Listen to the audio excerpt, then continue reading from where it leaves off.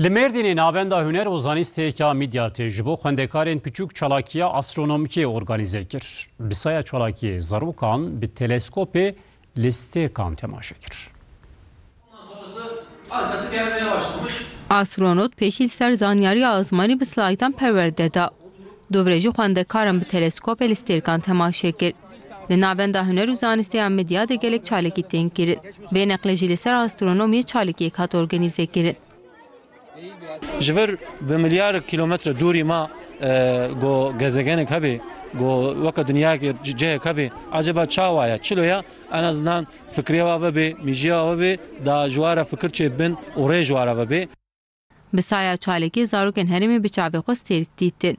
Em her car nava kitaba da dibînin ama me hiç çavê xwe re nedîtibû îra me çavê xwe re bînin û me hiç azman nedîtiye îro saya müdüreme û astronomema em ê bînin azmanı.